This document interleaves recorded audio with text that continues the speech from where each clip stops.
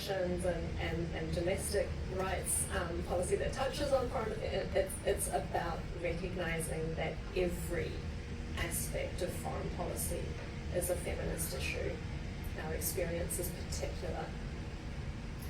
Onishi, if I can come to you, what would be your take on that? I think for me, and certainly in terms of labour values, I agree that it's tempting to see feminist foreign policy as a subset of human rights, when in reality it's also a way in which we can achieve our broader foreign policy objectives, so peace, security and development. At its heart, I think the start of feminist foreign policy is a deep examination of the architecture of power, so that we can pry it apart and then we can replace it with a model that will work for good.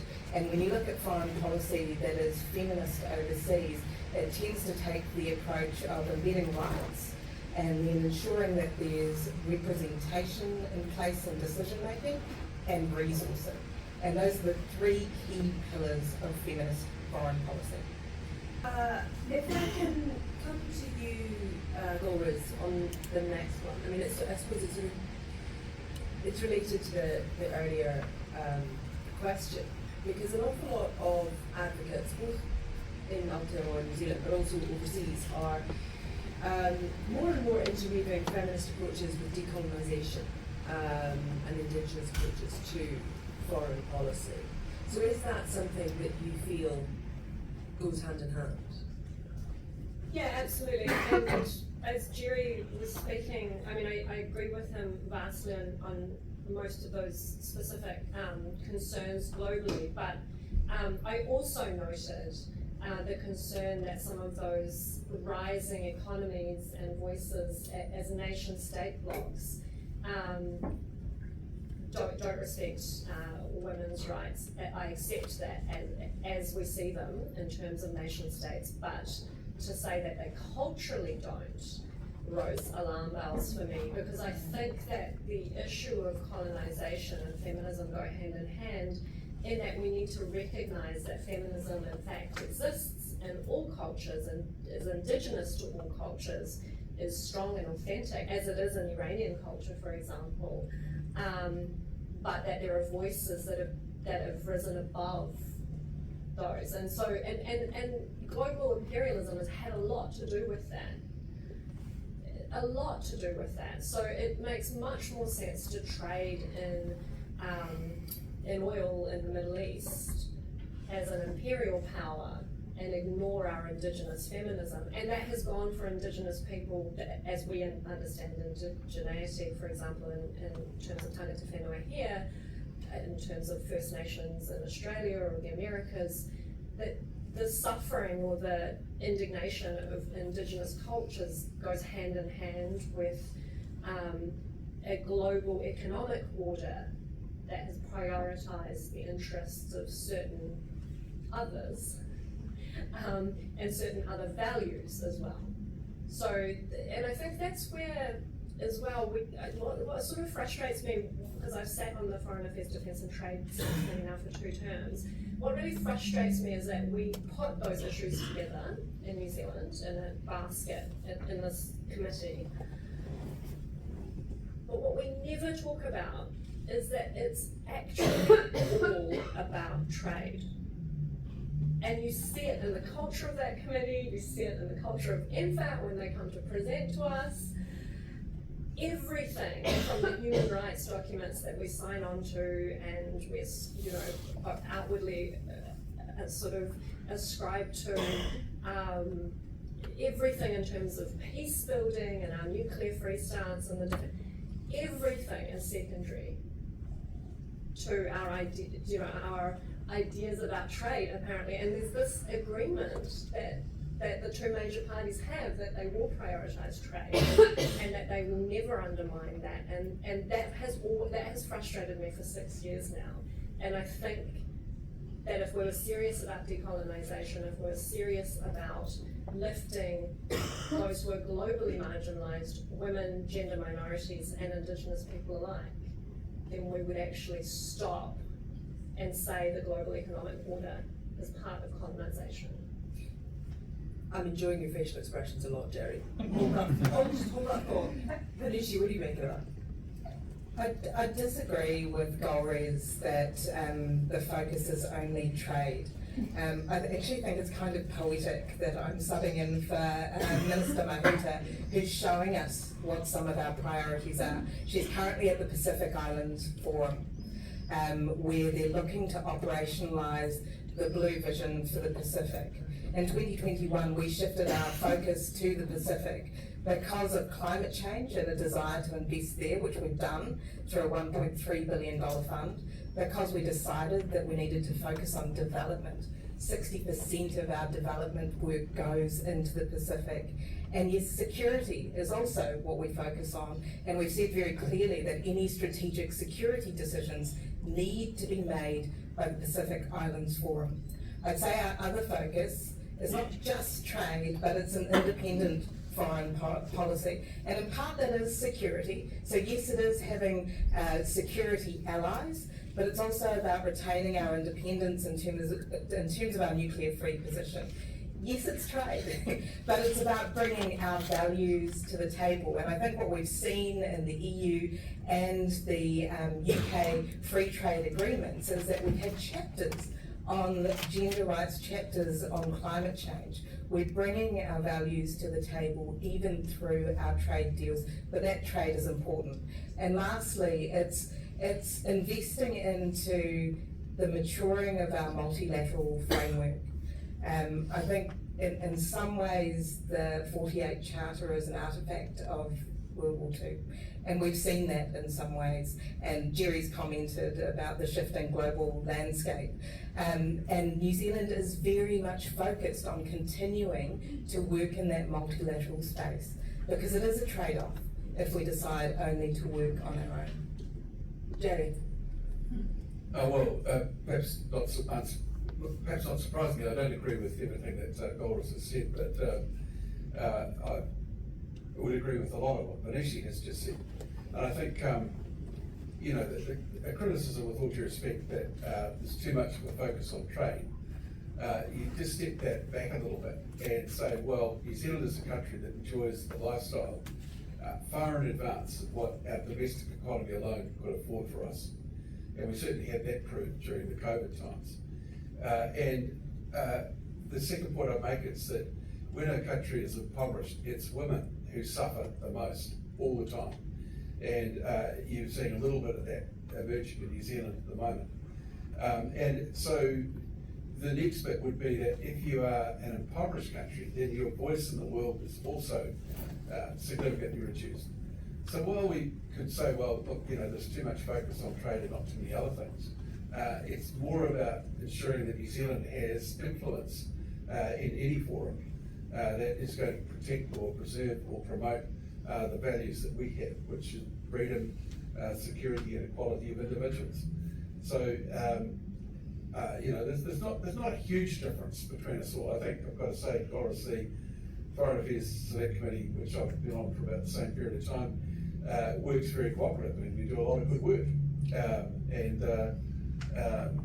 It is focused on the best interests of people. If I might. You might. Yes, so the two major parties agree, but they vocalise their agreement in very different ways. Yes, we have gender protection and environmental protection chapters in the UK and the EU agreements, but our trade officials came along to Select Committee and acknowledged that those chapters are unenforceable. You know what isn't unenforceable? Is the investment chapters, is the fossil fuel subsidies, Kia ora. is the deregulation of workers' rights. Those chapters, the 6,000 odd pages of them, are enunciated in very detailed legalistic language that can be enforced in a court of law. And while we're on trade in the Pacific, if we might be, the PACER Plus agreement was criticised horrifyingly by the Pacific Islands Forum NGO Forum Coalition as being in particular bad for women because it was a trade agreement that moved a third of our aid framework into a trade for aid framework. Now, who is in a position to trade globally? Is it women in the villages, or is it somebody else in a corporate forum that doesn't trickle down, because we know trickle down economics doesn't work. So I do think we have to look at ourselves, and yes, we say all the right things, but as long as we're not actually putting them in place, and where these things are enforceable is unfortunately in trade agreements, then we're undermining our own commitments to climate, to workers, and to women. Okay, I think you're maybe a lone voice on this one, Golris. Of course.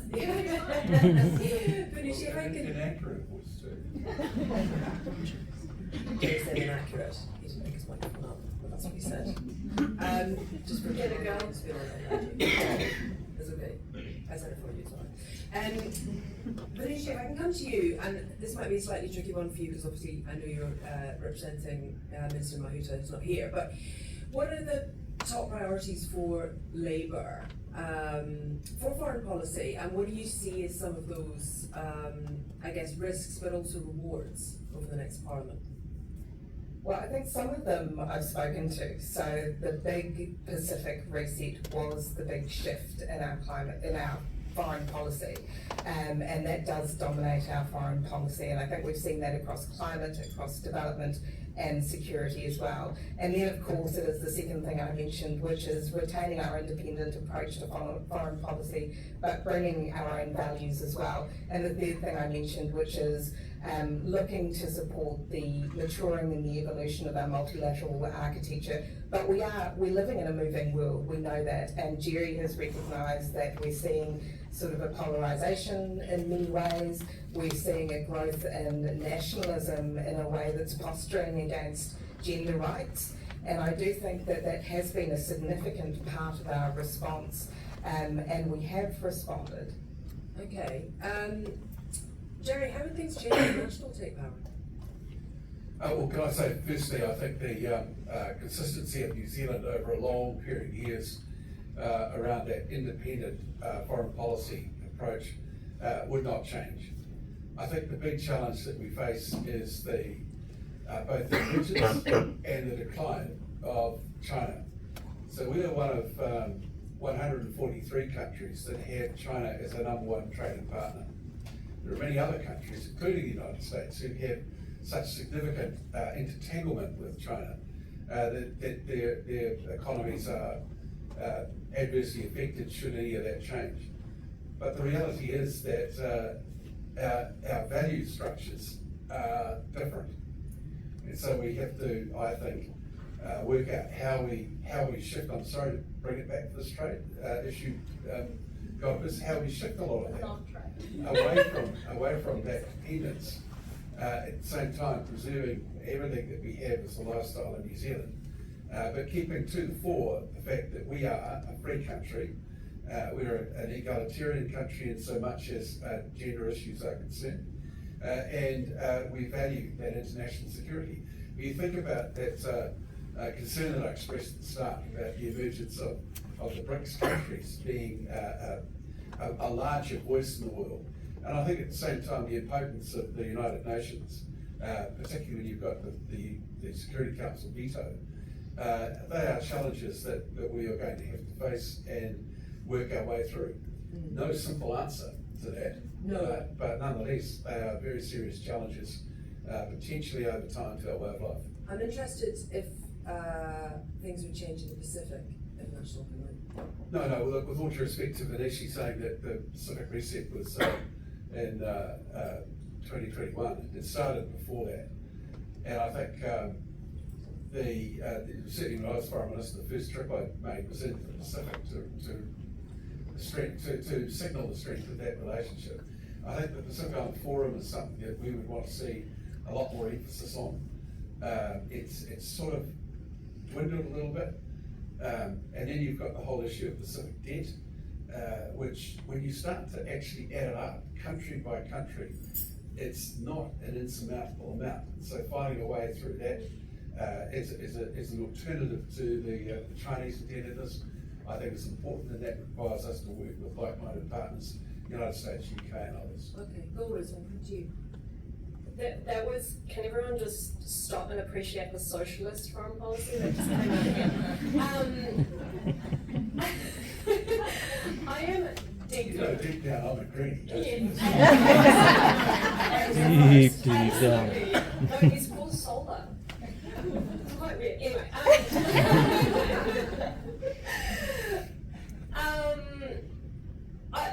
I think my concern of national, I'm not sure what the question was, but I'm going to respond to what Jerry was talking about.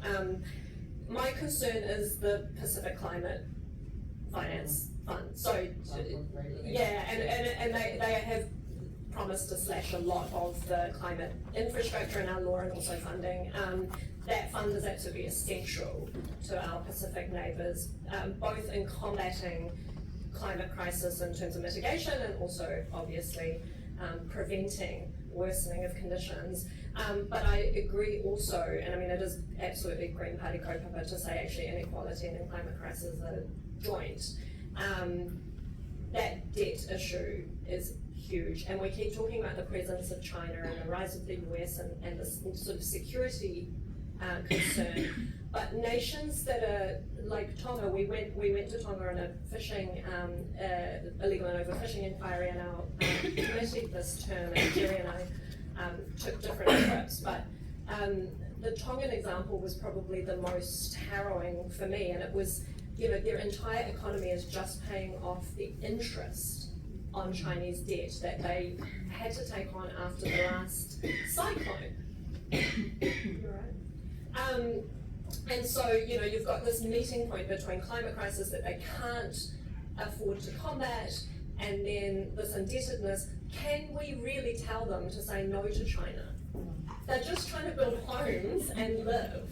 So actually, if we don't address inequality and indebtedness in the Pacific, we will not be addressing this big new, you know, sort of global security contest between the US and China. Partaking in war games with the US and becoming interoperable with the US military is not going to help us continue to lift the mana of the Pacific and keep them independent. Because they are very, very indebted to China. So Jerry's right.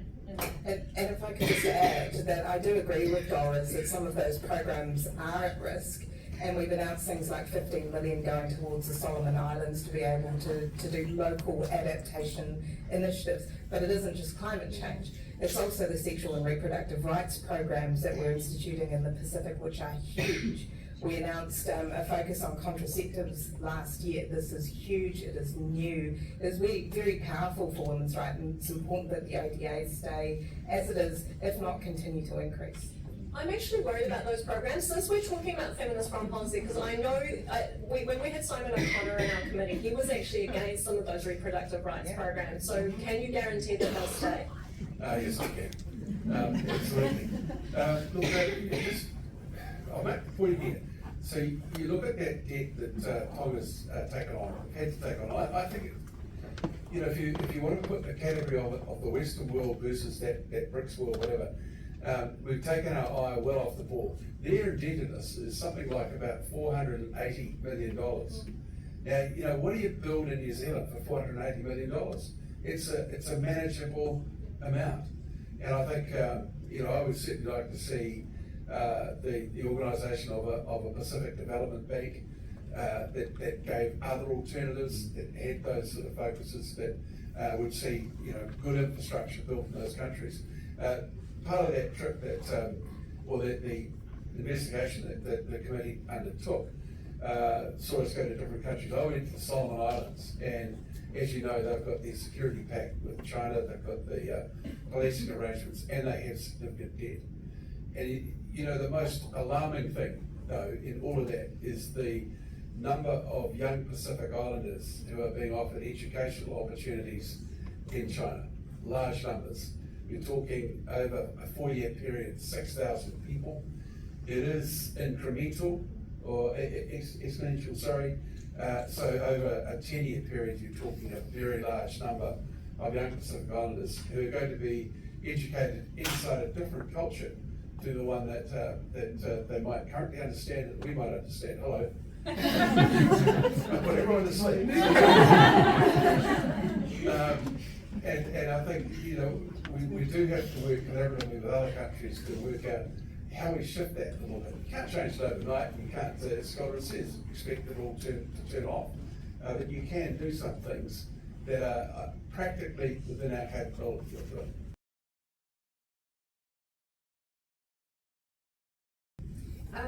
While we're talking about national, what is the situation for climate change policy under national? What will your party be hoping to do to mitigate and to address some of the situations, I suppose particularly in our backyard of the Pacific, especially regarding women who have a disproportionate impact, or it has a disproportionate impact on men, rather?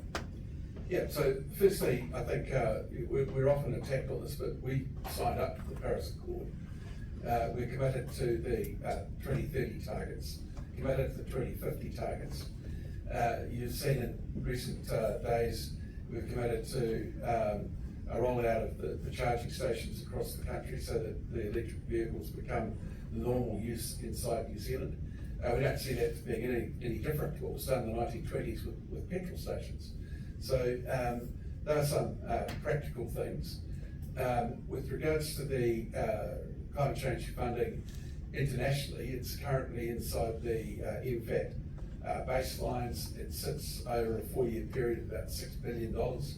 And we would be wanting to ensure that where that is spent, you're getting genuine mitigation. As a government, we, some time back, committed to the electrification of islands and villages in the Tongan group and in the Cook Island group, and the removal of the big diesel generators, replacement with solar fields, etc. We would want to continue to do that. When it comes to sea level rise, that's a much more challenging proposition, and one that I don't think anyone's quite got an answer to just yet. What's your answer? Well, if I'm slightly facetious, and it is a facetious answer, you note that China was able to recreate the large land masses in the Spratly group in the South China Sea very, very quickly. That technology, some of that might be necessary for particularly Tuvalu and other islands that are so threatened. But the other part of it is that in the short term at least, we're going to have a much more open approach to their immigration into New Zealand. Venushi, I'm interested to hear from your perspective on this. Yeah, absolutely. So I think firstly it's undeniable that women are more effective. There's a UN report that says 80% of people displaced from climate change are women. So absolutely is women. And I think there are two parts to this. So the first is this. New Zealand's gross emissions are 0.17% of global emissions. However, there's a credibility element that we need to bring to the game, and that is everything we're doing internally, which I won't speak to in detail, but is part of what Jerry's spoken to in terms of the targets, but also some of the dynamic things we've done this term, including in relation to EVs, the Billion Trees project, the emissions trading scheme. How many trees were planted? 350 million are in the ground now. Yeah. But if I can continue, so there are a number of domestic initiatives, including what we promised with the BlackRock deal to get us to 100% energy, electricity renewables by 2030. But again, that is what we're doing domestically. There is a big piece to be done internationally, and that is in the Pacific. And I spoke earlier about the $1.3 billion fund, which we're giving in part to various countries, including the recent Solomon's announcement as well. But Jerry talked about if this is genuine mitigation, then that's a good investment. I spent a large part of my interparliamentary union trip with Lord Whakawhenua, who is the Speaker of the Tongan Parliament. I can tell you he talked about mitigation. I can tell you he also talked about adaptation, and the need to invest there. And the third thing he talked about was advocacy, that New Zealand and Australia need to be supporting our Pacific neighbourhood so that they can be at international meetings. So what we did with the CWP meeting is that we facilitated Pacific membership there, and we recently hosted Pacific Women in New Zealand in part to talk about these issues as well. So it's all those things. Gulruz, I think the Greens are quite interested in climate change. Yeah, so shout out to the 1 million trees that came in through the Green Jobs Initiative under Eugenie Sage, the clean car discount that came through Julian Jetta, and the $1.3 billion climate fund that came through Dave Shaw. So all of the things that we've been talking about came through with Greens in government. I am extremely worried about that infrastructure and the resource being rolled back with the change of government. I'm sorry, I am. But also, I mean, we were welcomed by the Tongan Speaker of the House as well, and he's quite a formidable force. In his opening remarks to us, he said, because we'd just travelled over after the floods in Auckland, and he said, you know, finally you guys are experiencing climate change. I'll tell you, we've been experiencing it for quite some time. And stop talking to us about mitigation and adaptation and all the funds you're giving us while you're subsidising fossil fuels in your trade agreements because you're funding the next flood. And so we still have to piece together a cohesive foreign policy that acknowledges that we have profited from the pollution, the destruction, the rising seas in various ways, whether or not we've been emitting, and that we are responsible for the solutions and to resource those solutions effectively. It's absolutely going to be women, and it's going to be the disabled, it's going to be the working poor. And the UN Special Rapporteur on Extreme Poverty did a report on climate change because he decided that it's in his mandate, and he called it climate apartheid in the next 50 years, because we're going to be having such a different experience. And as Jerry's touched upon, that will mean mass migration. So it may very much mean that we have to deal with it in a much more immediate way as a South Pacific island nation. Look, Gulruz, can I allay all your concerns about all these things being slaughtered, because as you know, we're quite interested in trade. One of the things that is an absolute certain is that if New Zealand backs away from its climate commitments, it will affect trade. Because there's a whole lot of countries out there that might be worse emitters, that might have a much lesser program that we would run, but they will quite happily penalise our trade if we are not in the forefront of tackling climate change in our own backyard. So we won't be backing away from any of that. Quite that. Does that include a commitment around the money? Yeah, well, the money's in the baselines at the present time, as I've said. Yeah, and so what I'm saying is that all we want to do is make sure that the expenditure of that is appropriate. Now, there's different climate change funds, and you're talking about the fund that comes from the sale of permission to emit. Effectively, you're buying the right to emit. And we're saying, look, while you've got things like the current cost of the cyclone, etc., events that down to, or at least can be in some way associated with climate change, you've got to have mitigation for the future. Then some of that money should be used in that fund. You've also got large tracts of New Zealand coastal area that have a different colour coding on them now because they're subject to sea level rise. You can't leave people in the uncertain position of not knowing whether they should continue to pay their mortgage or whatever. So there's a lot of things that need to be sorted out in that regard. If I can come to Inushi on sustainable development goals, and this is also connected to the Committee on the Elimination of Discrimination Against Women. How will Labour ensure that those goals and recommendations are implemented in Aotearoa New Zealand? So there's sometimes my timing is not always brilliant. So we have the release of our manifesto. We also have the release of our woman manifesto coming up soon. So while I can't speak to all the details of the policy, I would say this. There is a story about what Labor has done for women's rights, and it goes back to Ruth Dyson when she put in women's policy focus for New Zealand, which National then did not introduce. And now we've got a Minister for Women who's got a ministry who's currently working on a new national action plan for women. There is an absolute story. There is a distinction when you look at the gendered lens to foreign affairs and domestic affairs in terms of what National and Labor do. This is a year that we reported on our CEDAW commitments, and while I won't go through all the priorities that are listed in that document, which is well worth a read, I'll speak to the things that I think make a big impact. One is gender budgeting. Last year that was piloted, and this year it's grown to 15 entities who are required when they're going through the budgeting exercise to look at what the gender implications are. It's meant, for example, that we have invested in courses and pathways for women to get into digital tech. The second is the Women's Employment Action Plan, which Jan Tinetti launched, and it's meaning things like our pay gap is closing. We introduced legislation that makes it easier to challenge pay gaps and directly with your employer, and I think there were 11 settled with about an average of about a third underpaid payments that have been paid. So we're making grand strides in terms of employment as well.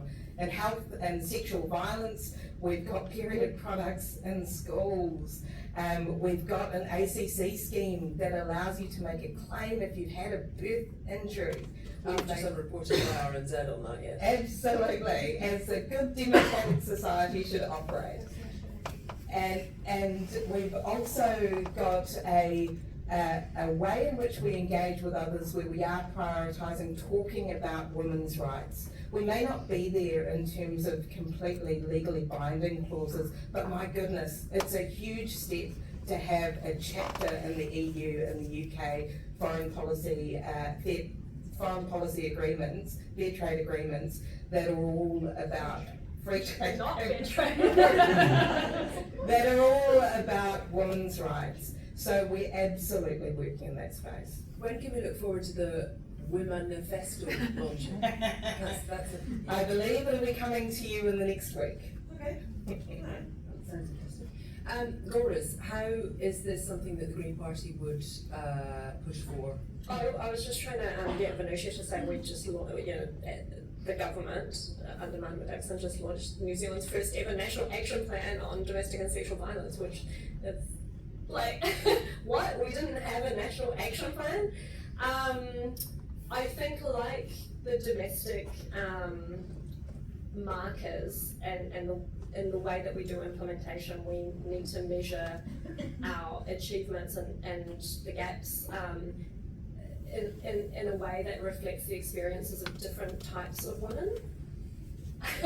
Because of course we're not all experiencing the gender pay gap in the same way. Pākehā women are experiencing it in a vastly different way than Asian women, Pasifika women and Māori women, and the same goes globally. So I think there is an understanding now coming to global affairs, as with sort of domestic policy making, where we kind of go, we can't prioritise one indicator over another. We have to sort of see that demographics are impacting the person's experience across the board, and have those people involved. And again, like just to go back to what I said in the start, the only way to capture that is to have women and other marginalised communities actually mainstreamed through the system, because how is an able-bodied, straight white man going to decide what issues impact a disabled woman of colour?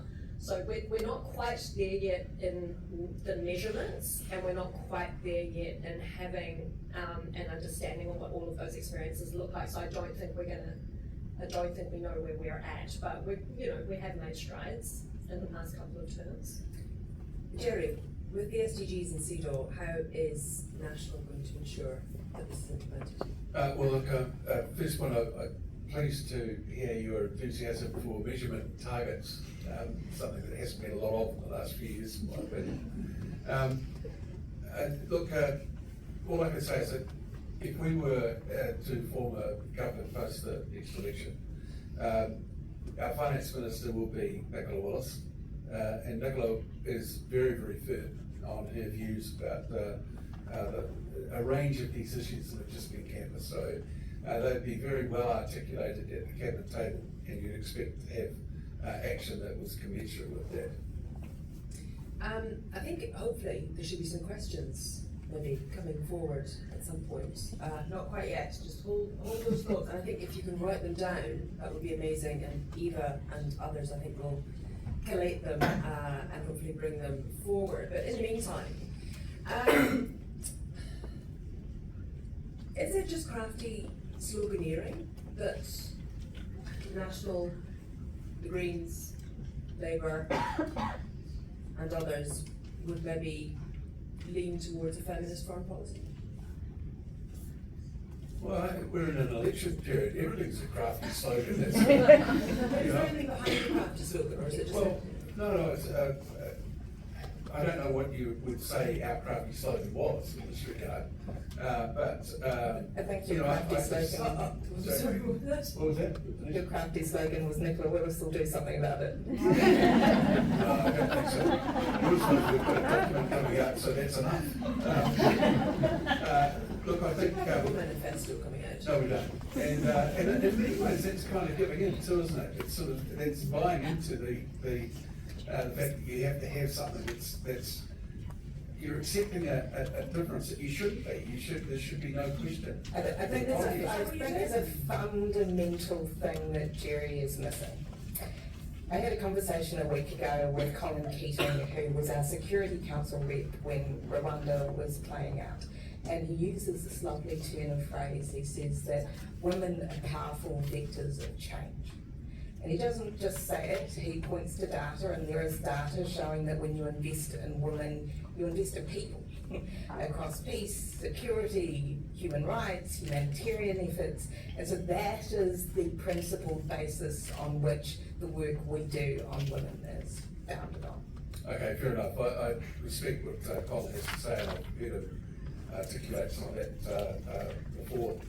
Look, I'll just go back to what I said before. I've got two daughters who are in their early 20s, and I don't want them to be in a world that in any way constrains what they're able to choose and to achieve in their lives. So it's not just all slogan, it's much more about just recognising that New Zealand is slightly different to a lot of other countries in our attitudes, and we've got to make sure that we maintain those and don't let any slip on. I'm going to come back to you about the War Manifesto thing. Are you falling into a trap there? I don't think so. Again, I think it's about understanding what the levers of change are and where you want to have impact, recognising that you need to, recognise the research around change, and empower women to lead, resource women to lead, recognise rights and legislation, and that does bring about difference. I mean, I would be interested in hearing Jerry's view on whether there would be the equal commitment to, getting 60% of the ODA focused on gender-specific, gender-led projects as well. That has to come from a philosophy that you believe and you understand that women can affect change for all of society. I have 3 sons, and I believe that a feminist foreign policy approach, especially in development, but also in security, will bring about a better world for them. Can I just say, is the difference between the two major parties free trade without the gender chapter that's unenforceable, or with the gender chapter that's unenforceable? Like, that is a good question. Is it all slogans? Like, at some point we actually have to put our money where our mouths is, and if our trade policy and our defence policies are undermining our human rights enunciated goals and aspirations, then we absolutely need to change. Some questions from the floor now. This one is to Jerry Brownlee. What do you think about the ACT Party, your likely coalition partner, if you were to form the next government, promising to disestablish the Ministry for Women? Look, every party goes into a coalition arrangement with a list of things that they say they want to do, including Labour rules out our stuff, rule that out.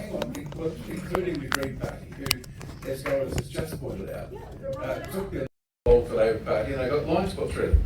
And this will be one that gets a line put through it. So you would keep it, unquestionably? That's my understanding, yeah.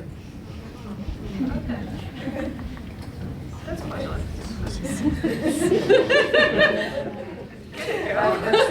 What else do you want to agree to?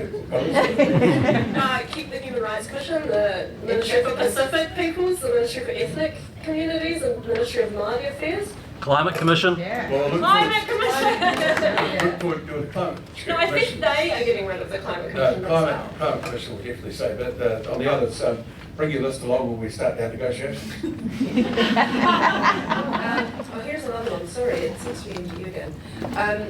Christopher Luxon said the Minister of Family Violence and Sexual Violence is within scope for budget cuts.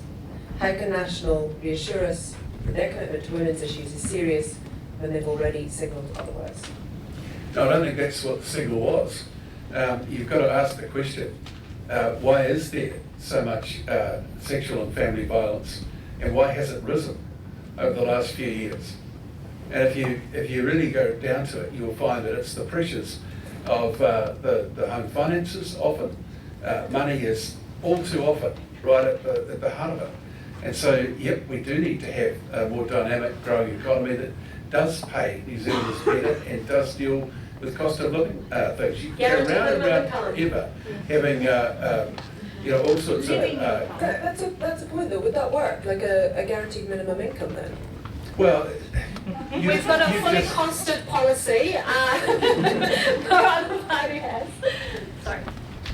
Yeah, a fully costed policy based on a massive tax change inside. It is. A small one. Affects 0.7% of the population. All I'm saying is, Is that something that National would maybe look at? Because if you're acknowledging that it's about poverty, then why not look at poverty? because you can't look at poverty without looking at the economy as a whole. Remember that all the economy is a measure of all the activity in it. And what people end up with as income is the bit that they get to take out of it. So the question is, if you just sort of want to say, well, look, we're just going to spread everything out, where do you get your growth drivers? Where do things expand? How do we get to that point where people taking their bit out of the economy is bigger than it currently is at the moment? You can't do that with the sort of redistributionist policies that so many people want to project. And if it were the case, then the communist bloc in Europe would have succeeded. It didn't. It failed. And so our focus, bringing up the Holocaust in the middle of a discussion, that's not a thing. Well, it's true. That's a good example of why that redistributive approach doesn't work. So you've got to make sure that you've got that economic dynamic that sees the country grow. Can I just go back to something else that Jerry got wrong in that set of responses, which was disputing over the sexual violence statistics and saying, well, it's fine to cut the budget because you should be asking why is this happening and the numbers are rising. Well, firstly, if you talk to the police, they'll tell you there's been a concerted effort to increase reporting. There has been, and trying to get women to actually report, and women especially, but not only women, to report instances of sexual violence reporting and address that. Now that's step one, and then you move to the next step. But either way, even if it was that we had horrendous numbers that were increasing, you would not take away budget from a program that is addressing that. 10 minutes left. There are some things I'd quite like to whiz through if it's at all possible. Quite a few things, quite a few questions coming in on security. Andrew Little recently announced Labour's security and defence policy, which included a change in a significant word that indicates a real shift in our foreign policy. That word was a change in our defence force from being humanitarian ready to combat ready. Some explanation, please. Quite a few in that territory for you. this is probably one where I'm outside my spokesperson briefing role. You're the Labour representative. But I would say, I would say that of course our defence policy is a balance in terms of having strategic alliances, which we know we have. We've sent troops to support the UK military in terms of training Ukrainians to be able to be on the ground. That is part of what our defence force legitimately do. But we also have restrained our own values in terms of not going further into security arrangements. Can I just, because we are the only party that's actually very, very deeply concerned about this and does actually disagree with Minister Little. I was absolutely delighted with Minister Mahuta's reset into the Pacific, and weirdly, with Ron Mark's refocus of the military to focus on climate crisis, because those are the national security issues in our region. It is the climate crisis and it is Pacific well-being that keep us secure. To put it into context, the reset that we've just now seen to focus on combat readiness is not only vastly more expensive, it's actually putting money into a global war industrial complex that undermines our values in terms of all the other things that we do around the world, that we stand for around the world. Giving money to weapons manufacturers like Boeing and the likes, who also do nuclear weapons, is absolutely a violation of New Zealand's values and foreign policy. Jerry, I want to give you a very quick response time on that, but we are technically over time. Well, look, 1 minute. I think Mr. Little has probably got to the right point. Firstly, I'd say, we're a population of 5 million people, freedom-loving people, who believe that we live pretty secure lives. We have a military of just over, I think, 12,000 people, so not large at all. And all we're saying is that if we are going to be somewhat reliant on others who might be interested in protecting our way of life, then we have to be interoperable with them. We're never ever going to be able to make the difference that could be made by others in the defence. And so I reject what Golders is saying, and I think on the issue of civil defence, we'd have a lot more to say about that once we have a good look at how that's restructured. I think there's a need to have a look at that whole civil defence structure, which is very, very good, but perhaps augmented quite significantly. Kia ora. Thank you very much. We're out of time. Ngā mihi mahana. Thank you very much for being here tonight.